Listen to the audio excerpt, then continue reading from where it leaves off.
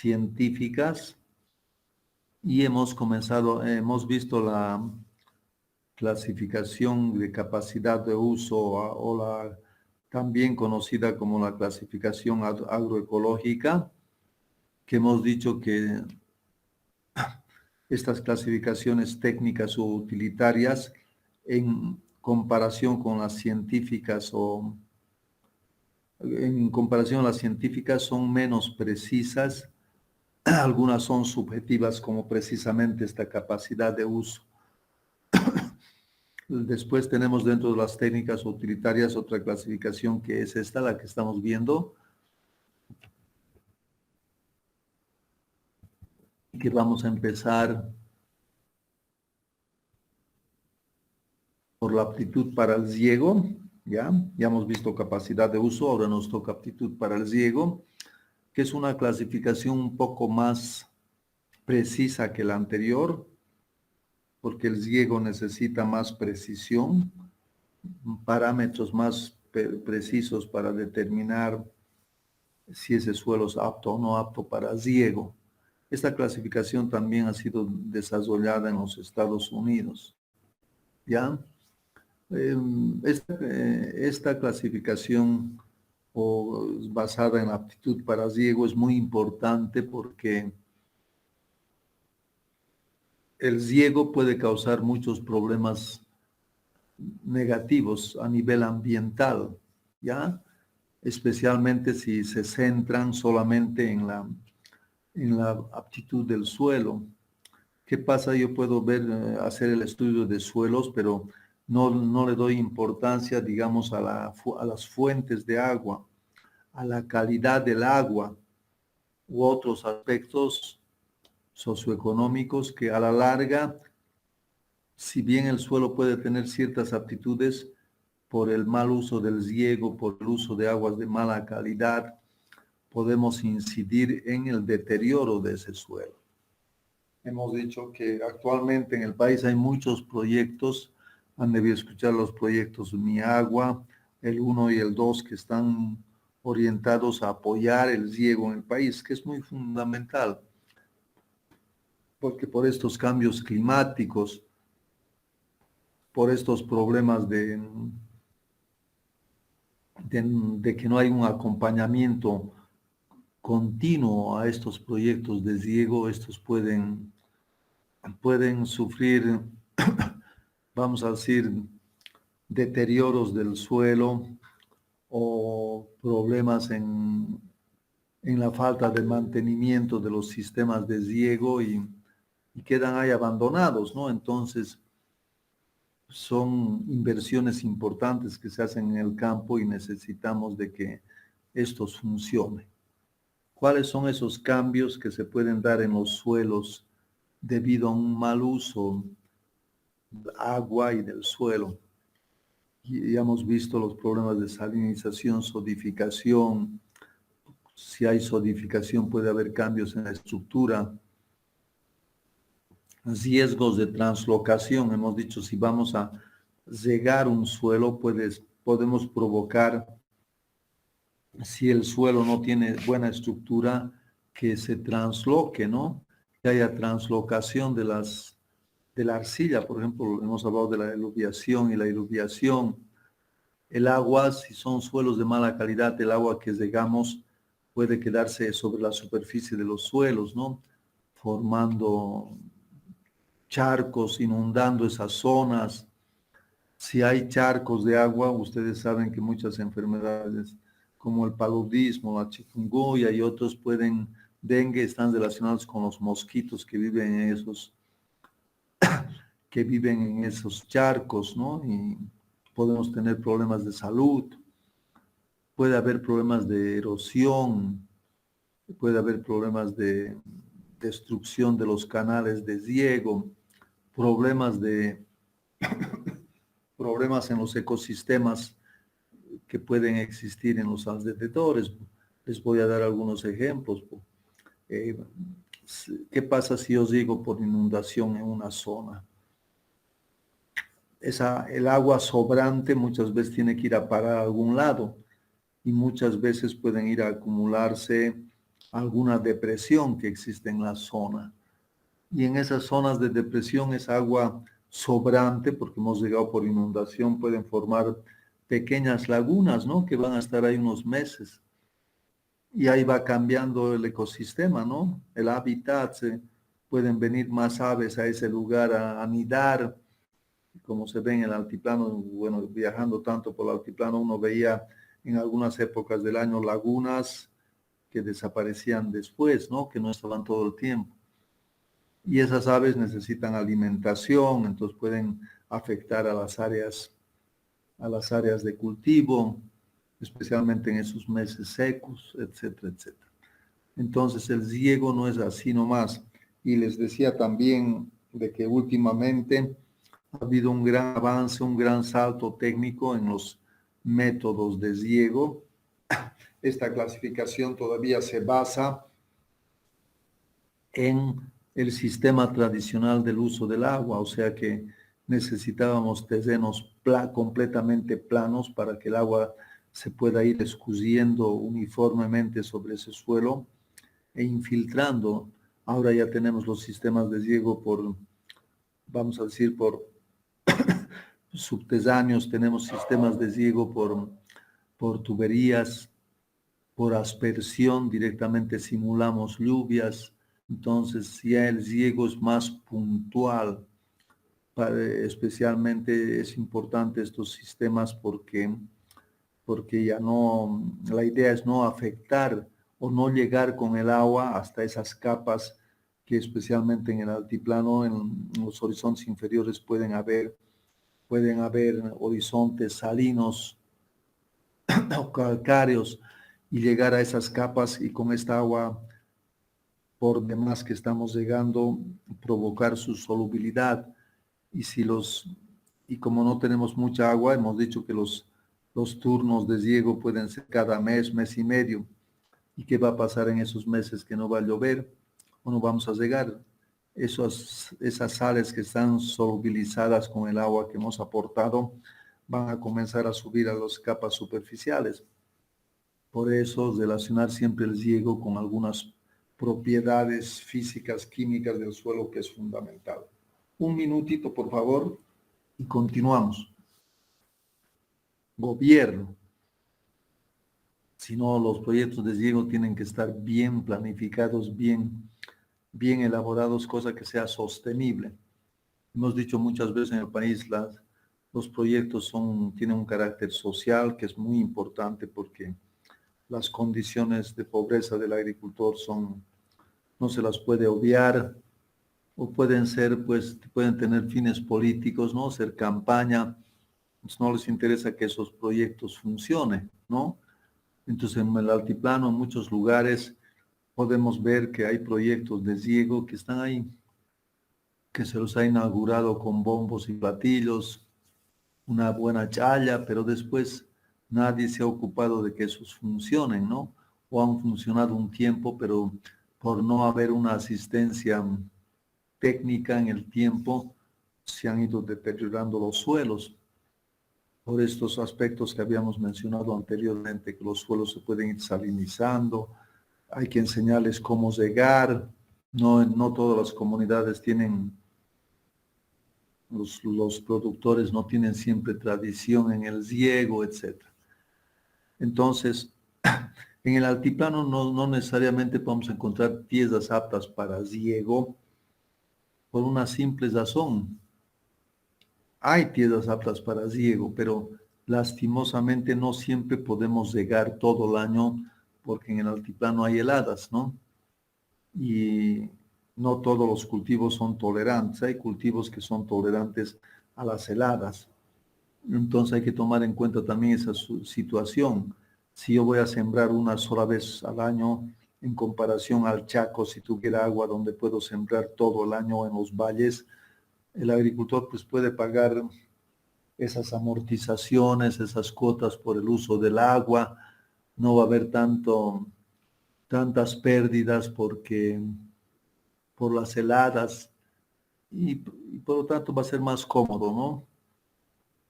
Entonces, esos proyectos de riego tienen que tomar en cuenta, pues, esa capacidad productiva de los suelos en función también al clima, a la altura sobre el nivel del mar, los costos de producción. Eso está relacionado nuevamente, ¿no? A la fertilidad del suelo, a la cantidad de agua disponible que tenemos para el riego. Si hay que hacer esos costos de transformación, ya no es tan importante, porque les decía antes, los proyectos de riego requerían de que el suelo sea completamente como una mesa de ping-pong, vamos a decir, con una pequeña inclinación, cosa de que el agua vaya, si le hemos echado agua de un lado por una zanja, esa agua pueda correr por la superficie de ese suelo lentamente y vaya infiltrándose. Hemos dicho que actualmente con los nuevos sistemas de riego por goteo, por aspersión,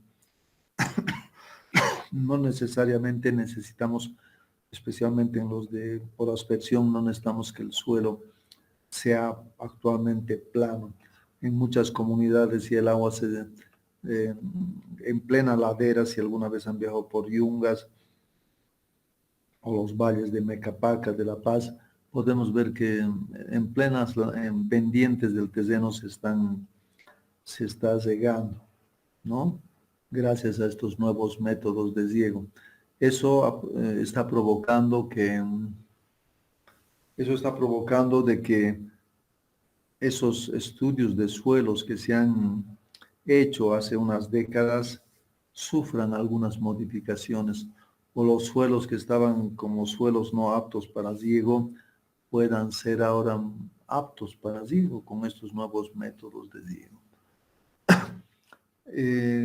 Hemos dicho de qué depende la capacidad productiva en los proyectos de riego. El clima es fundamental, el suelo, la topografía ya no tanto, ¿no? Por esa situación de los nuevos sistemas, los nuevos métodos de riego. Lo que sí es importante es la cantidad y calidad del agua. Muchas veces podemos tener un buen estudio de suelos, pero nos hemos olvidado del agua. En muchas comunidades del Altiplano Central, los agricultores tienen que abrir sus canales de conducción del agua para poder llevar desde el río hasta su comunidad 20, 30 kilómetros. Conozco algunas comunidades en Oruro, en el Choro, donde cada año en los meses de invierno, imagínense, los agricultores o los regantes, mejor dicho, tienen que ir a hacer una limpieza del canal principal, desde la toma en el río hasta su comunidad. ¿Por qué razón? Porque esos canales de riego se han ido colmatando. El río desaguadero que recorre desde el Titicaca hasta el altiplano central, se va pues, va arrastrando una gran cantidad de sedimentos. Y esos sedimentos después se van acumulando en los canales de riego. Y entonces para el próximo riego, como hay tantos sedimentos, no van a poder regar. Entonces tienen que ir a limpiar 2 o 3 semanas cada año en pleno invierno, donde duermen al aire libre, al lado del canal. Imagínense, 3 semanas. Es duro ese trabajo, pensando en el frío, en las noches, porque no pueden volver a su comunidad, ¿no? Entonces es fundamental pensar desde dónde está nuestra fuente de agua, y muchas veces nos olvidamos de la calidad del agua. Últimamente por la gran cantidad de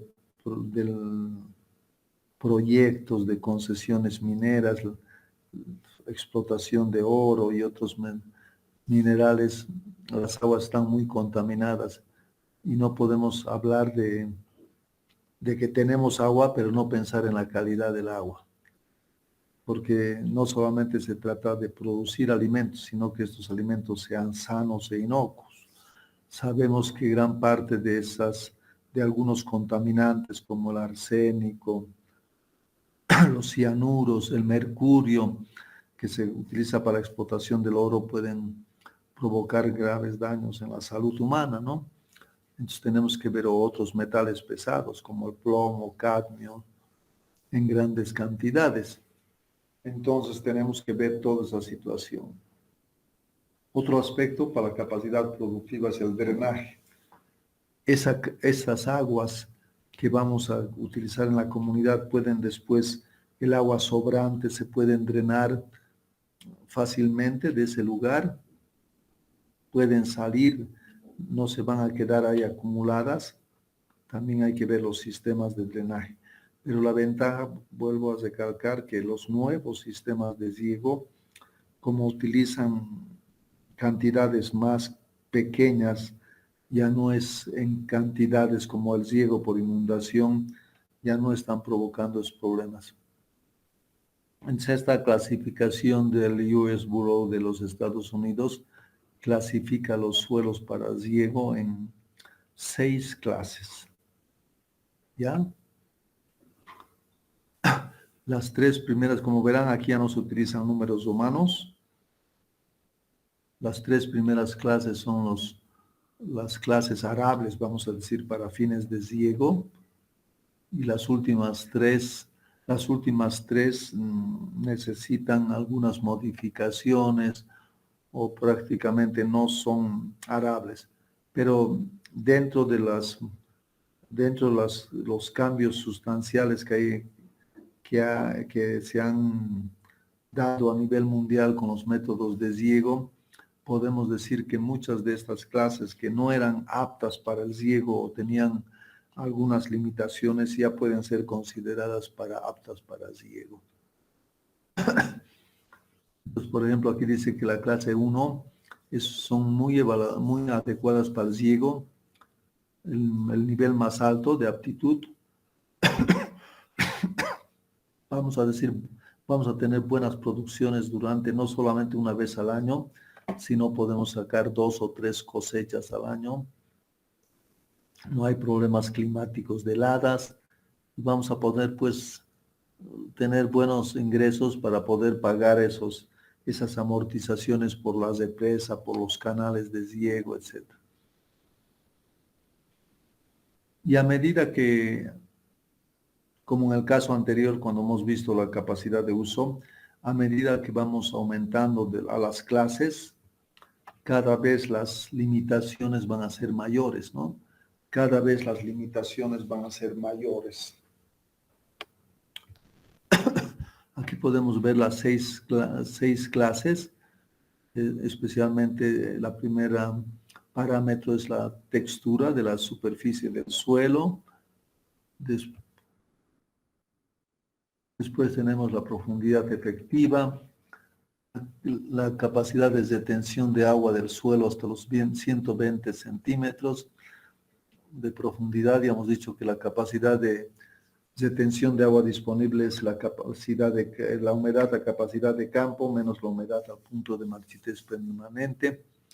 La conductividad hidráulica del agua en el suelo, cómo el agua se mueve dentro del suelo, centímetros por hora. Si nos fijamos en esta tabla, a medida que vamos a las clases superiores, va aumentando, vamos a decir, va disminuyendo, o va aumentando, perdón, el movimiento del agua en el suelo.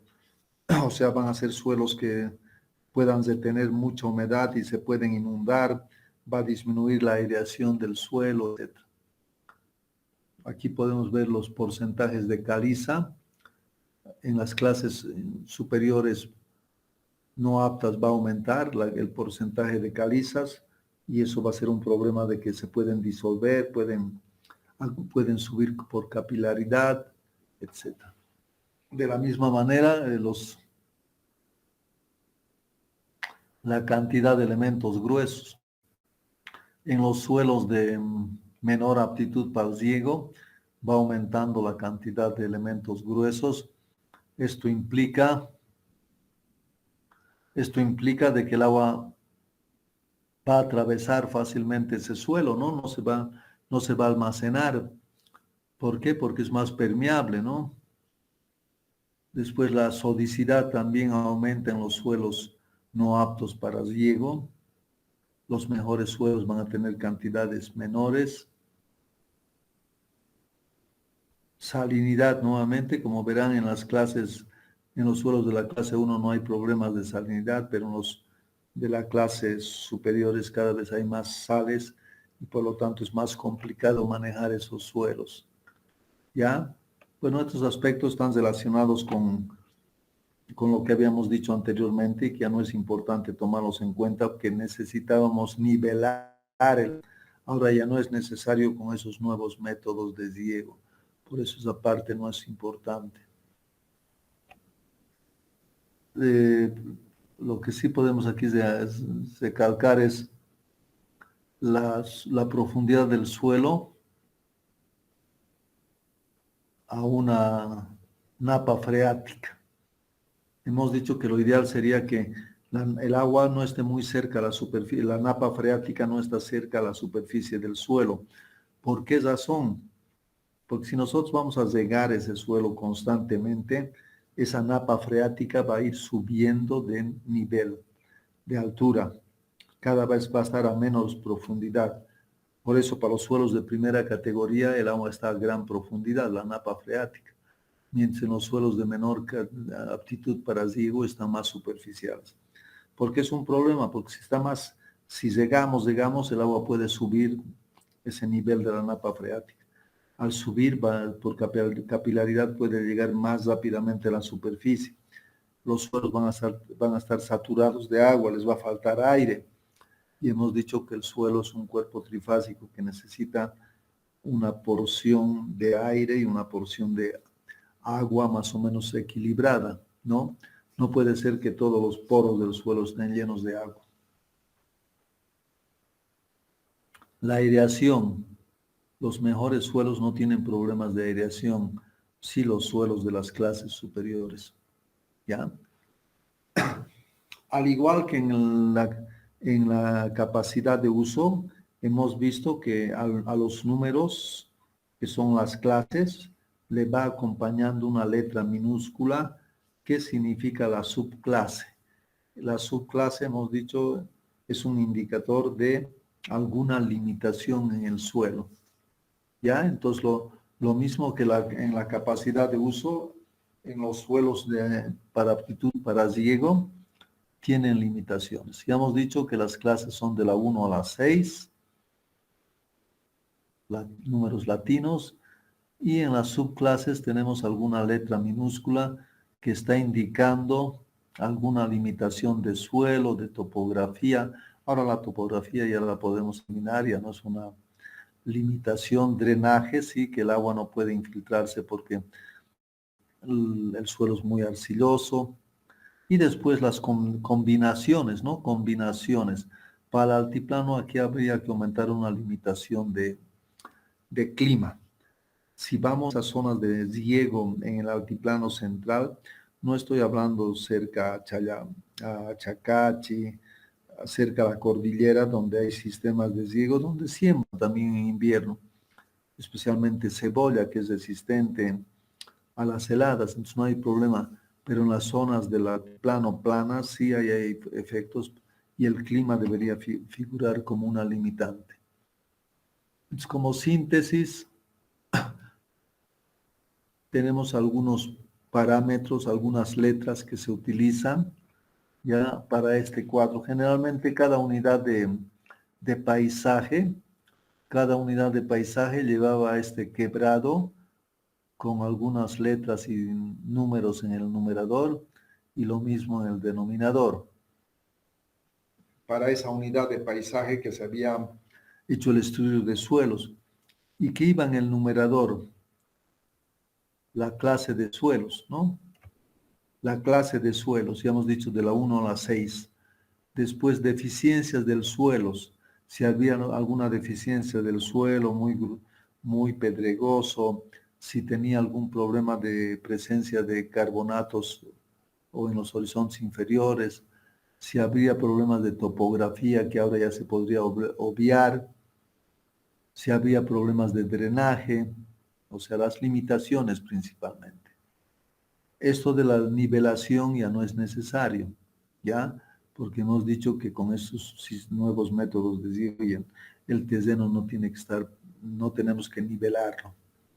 Después el uso, en la parte del denominador iba el uso actual del tezeno, cómo era la productividad de los suelos. Estoy yendo a la parte económica, a la necesidad de que si vamos a poder pagar los altos costos por lo que se ha construido unas represas, se ha hecho canales de conducción, vamos a decir, de cemento, canales de empedrados, cosa que el agua llegue sin problemas y no arrastre sedimentos, todos esos aspectos que en muchos casos ya están eliminados. Si hemos visto dos clases, las utilitarias o técnicas, capacidad de uso y aptitud para riego. Actualmente en Estados Unidos se utiliza una clasificación que se llama Sistema de Evaluación de Terrenos Agrícolas de Alta Calidad o terrenos vamos a decir, de calidad máxima y los de calidad única, ¿ya? ¿A qué se debe que en Estados Unidos han desarrollado esta clasificación relacionada con la calidad de los suelos? Porque a nivel de todo el mundo, en Estados Unidos se ha comenzado a dar de que no se están protegiendo suficientemente los terrenos de mejor calidad. Me explico. Cada vez hay más población, hay mucha gente pudiente que no le interesa si ese suelo es agrícola, ¿no? O tiene aptitud para riego. Lo que le interesa es de que ese suelo está en un lugar bonito desde el punto de vista paisajístico, está en un lugar lejos del centro de la ciudad donde hay problemas o mucha bulla, y compran esos terrenos y ahí construyen sus mansiones. Y cada vez vamos perdiendo más tierras de calidad. Sin ir muy lejos, vamos a hablar del Baucalla. Tal vez ustedes cuando estaban en colegio los han llevado de excursiones, pero cada vez se está convirtiendo en un barrio de La Paz. Está avanzando la mancha urbana. Entonces, esta clasificación realizada en Estados Unidos era tratar de ver legalmente cómo se puede evitar que esos suelos de la mejor calidad sean utilizados para otros fines que no sean la producción de alimentos. Vuelvo a recalcar, cada vez hay más población en el mundo y cada vez tenemos menos tierras aptas para riego por esos problemas del crecimiento de la mancha urbana, problemas de erosión, degradación, etc. Entonces, ellos utilizan estas clasificaciones, ¿no? Terrenos de alta calidad, terrenos únicos y terrenos importantes a escala regional o local. Para eso, ellos han hecho, pues, evaluaciones de esos terrenos en base a sus propiedades físicas, químicas, y mostrando sus capacidades para la producción de alimentos, de forrajes, de cultivos agroindustriales como aceites y otros, ya, o plantas textiles. Todo esto además relacionado con no solamente las propiedades del suelo, sino viendo el clima y la disponibilidad de alimentos, ¿ya? Entonces, al margen de esto, se hacía esta evaluación considerando aspectos regionales, si en esos suelos podrían crecer cultivos de alto valor agroindustrial, por ejemplo, para exportación, por ejemplo, Santa Cruz, ¿no? Gran parte de esas zonas se está viendo ese valor de los terrenos para producir soya que se puede exportar a la China, ¿no? Vamos a decir, u otros cultivos como algodón, caña de azúcar, etc. Entonces, se está viendo esos aspectos, no solamente la aptitud de esos suelos desde el punto de vista productivo, sino también de su potencial para cultivos agroindustriales, sus cercanías a alguna ciudad importante, etc. Esta parte hemos hablado. Ya.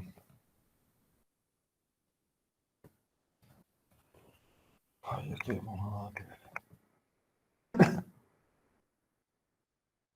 Entonces, ¿qué otros criterios se han tomado en cuenta para clasificar en Estados Unidos estos suelos como suelos únicos de alta calidad o para cultivos potenciales? Pues como verán, aquí están hablando del régimen de humedad, ¿ya? Que hemos dicho que es un complemento en la soil taxonomy. Si los suelos presentan un régimen de humedad acuícola, ústico, údico, sérico, etc. Y esto está relacionado con la cantidad de agua disponible los primeros 100 centímetros del suelo. Esto es muy importante, hemos dicho. Después, algunas propiedades químicas del suelo. Si hay algún problema si hay napa freática o esos suelos se inundan. Esto es K es un parámetro que se utiliza para ver si esos suelos son erodables o no. Si hay vientos o los suelos son de textura de arena fina, limo, que no forman agregados estables y por lo tanto, después de haber cosechado esos suelos tan pulverizados y ver si esos suelos se pueden perder por el viento, por el agua, ¿ya?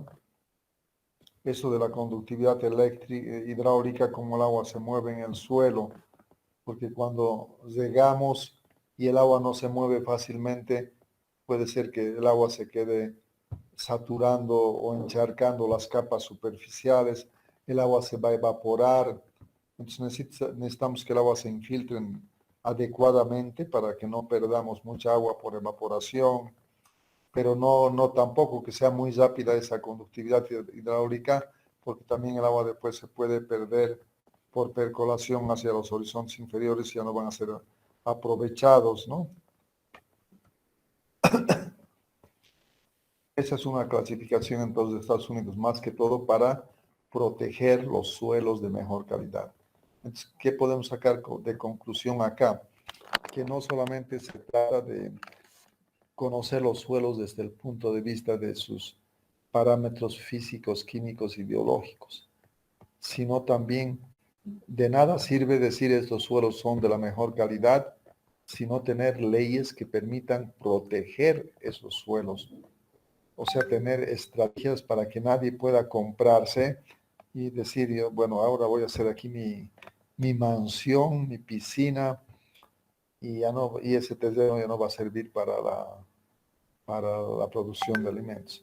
Concretamente a Chocalla da pena porque era una zona muy agrícola, tenía riego, una zona que abastecía con productos de calidad para la alimentación, pero uno va, bueno, yo ya no voy hace años porque realmente tenía la pena de esa zona, ¿no? O hay otra clasificación del Ziquier-Bramau, Cornet, es una clasificación paramétrica. ¿En qué consiste en estas clasificaciones paramétricas? Esto generalmente está muy orientado a la fertilidad del suelo para fines agrícolas. Esta clasificación consiste en que a algunos parámetros del suelo le damos, a algunas propiedades del suelo le damos valores matemáticos, parámetros que se van sumando, multiplicando y en base a eso encontramos un índice de fertilidad entre 0 a 100 y que los suelos que se acercan más a 100 son los que tienen un índice de fertilidad mayor. ¿Qué parámetros se toman en cuenta? Aquí, por ejemplo, está el régimen hídrico. número de meses secos al año. Lógicamente que a nosotros nos convendría que el número de meses secos al año sea lo menos posible, ¿no? O sea, que en todos los meses llueva, vamos a decir. Lo ideal sería el drenaje. Si hay problemas de encharcamiento, si esos suelos tienen textura muy fina y por lo tanto en esos meses que llueve se pueden encharcar y esos suelos van a comenzar a tener problemas de reducción, falta de aire, ¿no? La profundidad efectiva del suelo, otro parámetro. Nosotros necesitamos suelos profundos para que las raíces exploren un mayor volumen de suelo y aprovechen el agua y los nutrientes de los diferentes horizontes.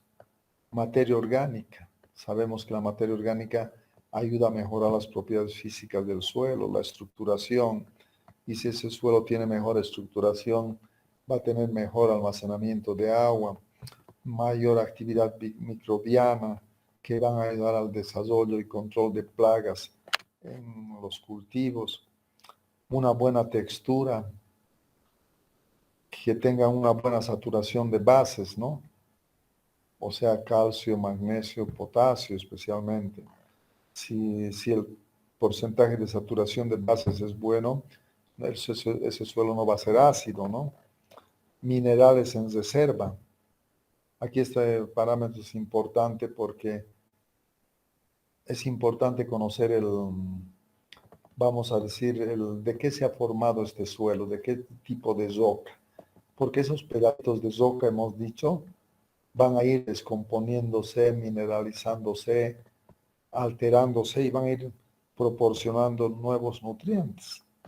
A eso se llama minerales de reserva. Entonces los mapas geológicos son importantes, ¿no? Porcentaje de sales solubles. Ya hemos visto el papel de las sales en la disminución de los rendimientos, tipos de arcilla, el relieve, etc. Entonces todo esto nos permite determinar el índice de productividad o de potencialidad, IP. ¿No? Aquí están todos esos parámetros que en porcentaje, desde 0 a 100. Entonces, los suelos que se acercan más a 100 son los mejores suelos, vamos a decir. Vuelvo a recalcar, esto está más relacionado a la productividad, a la fertilidad de los suelos y a la capa arable. Bueno, este sistema, como cualquier otro sistema, puede tener, vamos a decir, puede tener algunas limitaciones, ¿no? O sea, nosotros podemos llegar a un mismo índice de productividad, pero no necesariamente esos parámetros que hemos visto ahorita de materia orgánica, textura, no necesariamente tienen que tener los mismos valores. O sea, podemos llegar a 80 o 90, por decir algo, y en un caso se puede deber a la textura y en otro caso a otra propiedad, falta de sales, ausencia de sales. Entonces podemos tener el mismo nivel de productividad, pero no necesariamente son suelos idénticos. En un caso se debe a que tiene menos sales, en otro caso se puede deber a que tienen más materia orgánica, ¿no? Además, no toma en cuenta todas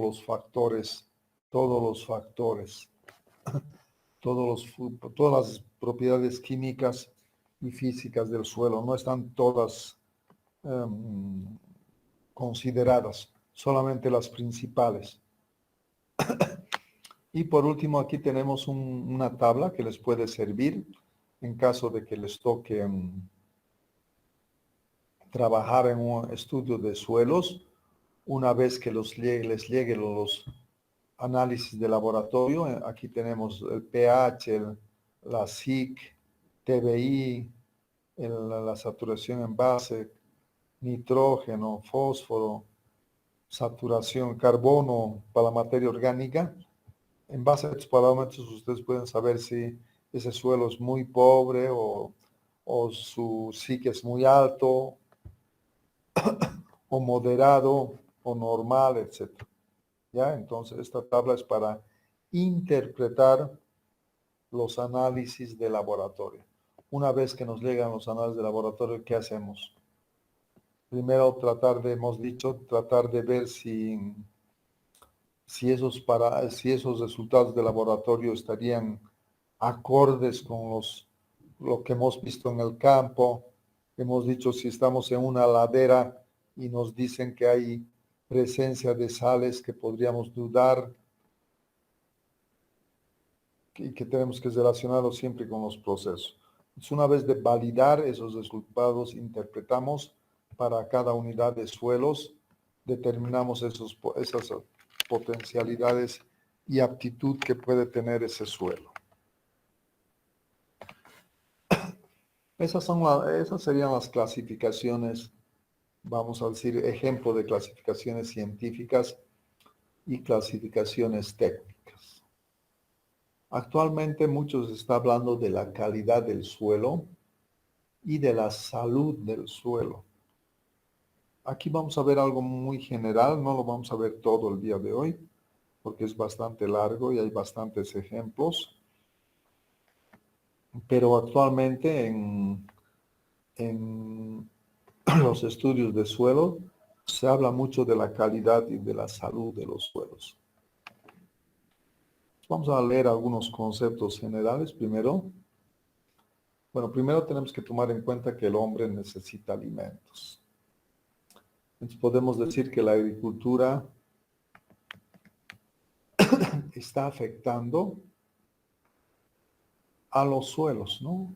Por ese uso intensivo, por ese mayor uso de productos químicos para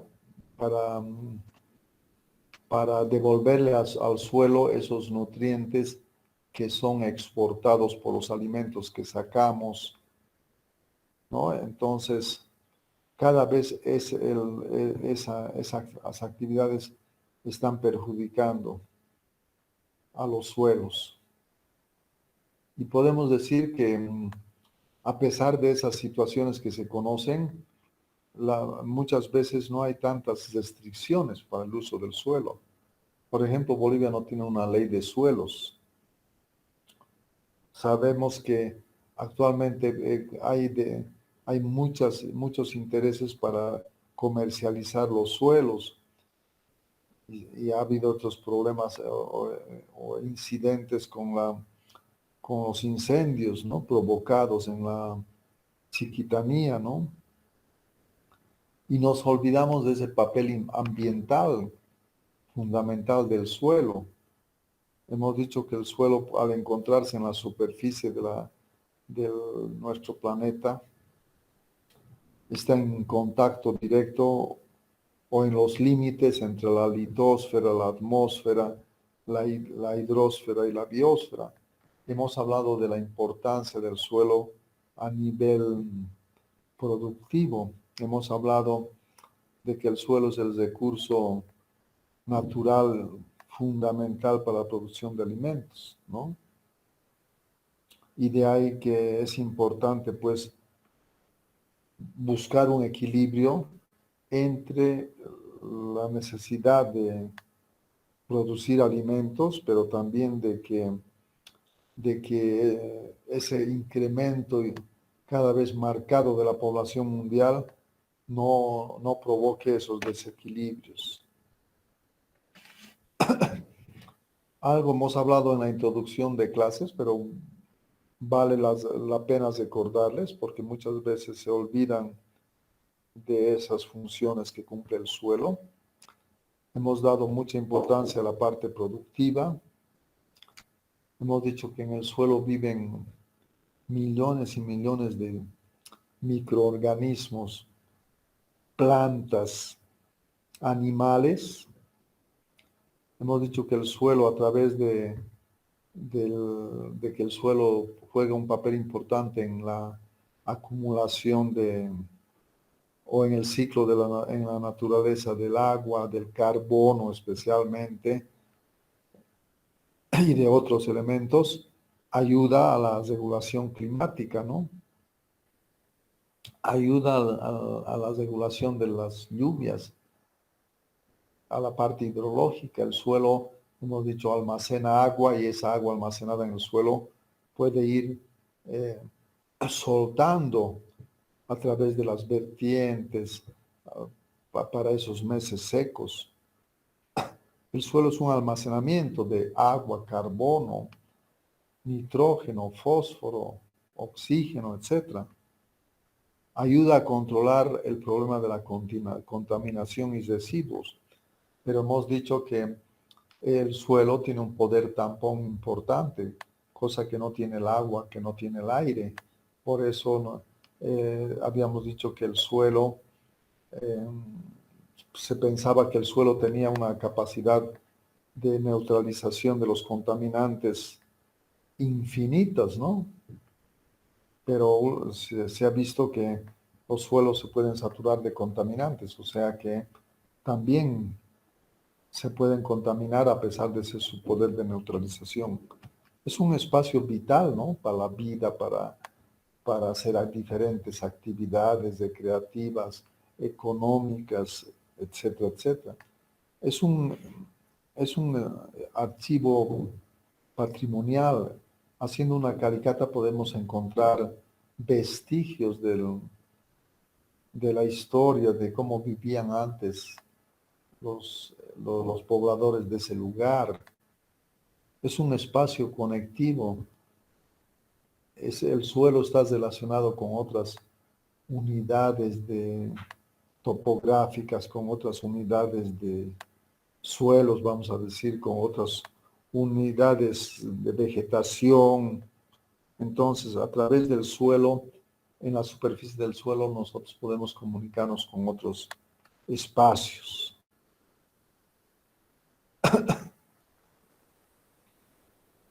Entonces, lo que les había dicho hace un momento, la calidad de los recursos naturales, cada vez el agua, aire, están cada vez más contaminados por la actividad humana. Pero por suerte el suelo tiene una capacidad de neutralización. Sin embargo, esta capacidad de neutralización o este poder tampón del suelo o poder buffer, como hemos mencionado, no es infinito.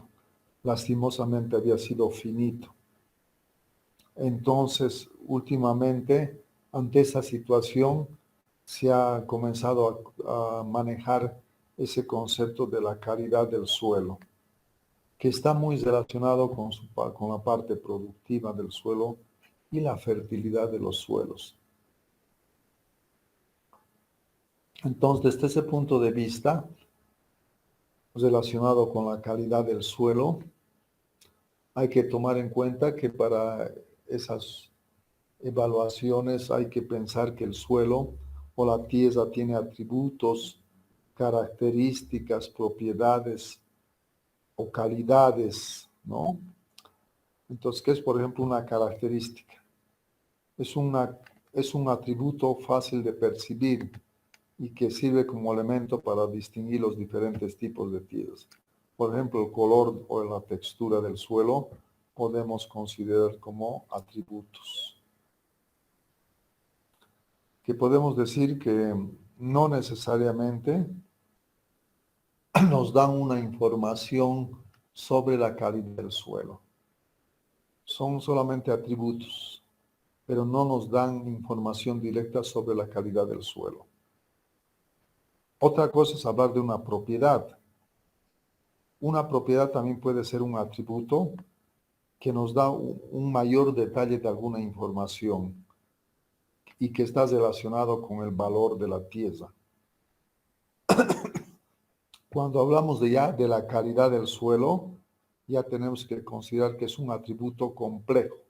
O sea, no solamente esa salud, esa calidad del suelo se refiere a un atributo, como hemos mencionado delante, el color, sino ya es un conjunto de atributos. Y que por lo tanto ya nos pueden dar alguna especificación mucho más precisa de la calidad de la tierra y concretamente para qué o cuál sería el uso que le podemos dar a esa tierra. O sea, en base a una serie de atributos o propiedades.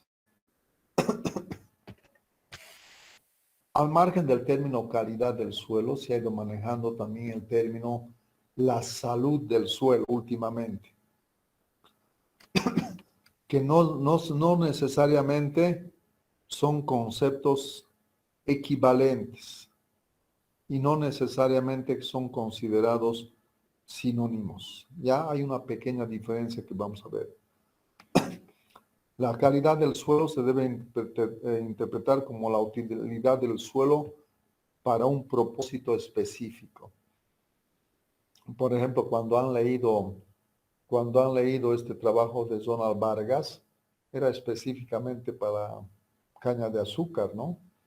Entonces ahí podríamos hablar de que estábamos estudiando la calidad del suelo, porque se ha pensado, este suelo servirá para la caña de azúcar,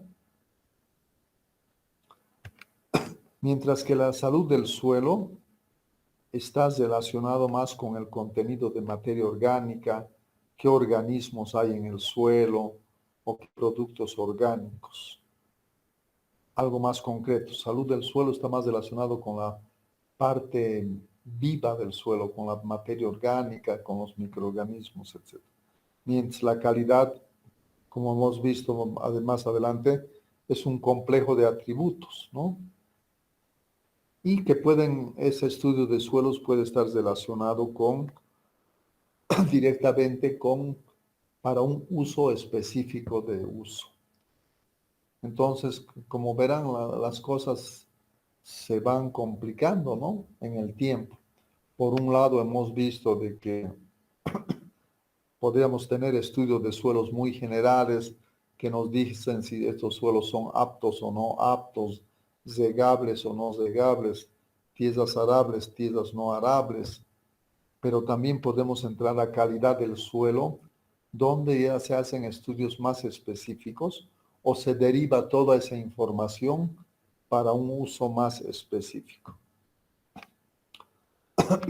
Ahora, cuando hablamos de calidad del suelo, si bien se le está dando una importancia muy grande últimamente, no podemos decir que no es un concepto nuevo. Ya desde el año 53 ya fue considerado por diferentes autores. Pero en esos tiempos, en este concepto de calidad del suelo fue comparado con lo que es con la productividad o la fertilidad de los suelos. Antes no se hacía mucha diferencia entre lo que es suelo y tierra. Últimamente, por ejemplo, cuando hablamos de ordenamiento territorial, ya se habla más de tierras que de suelos. Antes se pensaba que eran sinónimos, ¿no? Pero podemos decir que cuando hablamos de tierras, hablamos más de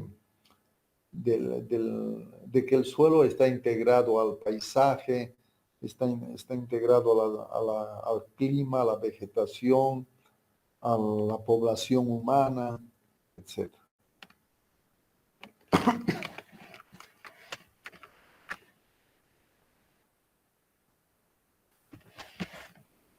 Bueno, aquí hay algunos conceptos.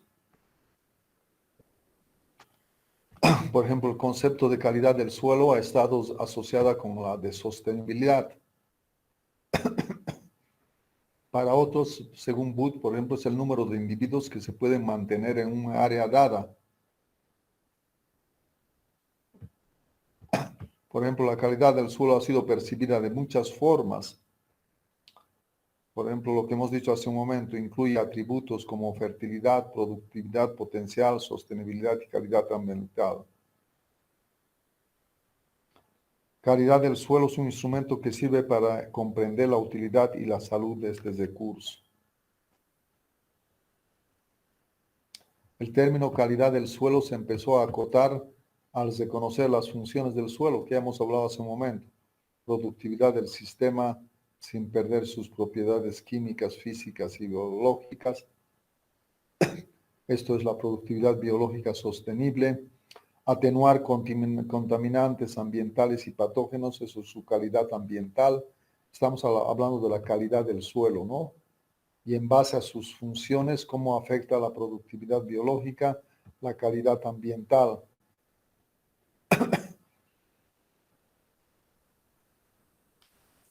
Como esta parte es muy moderna, vamos a quedarnos ahí.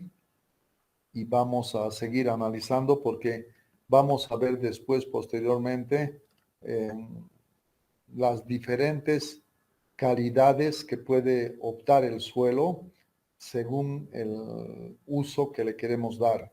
Y eso me parece más importante. Y como hay diferentes ejemplos para el uso de la tierra para ganadería, para bosques, para agricultura, me gustaría que lo veamos eso con algo más de detalle y no lo pasemos así como una simple lectura.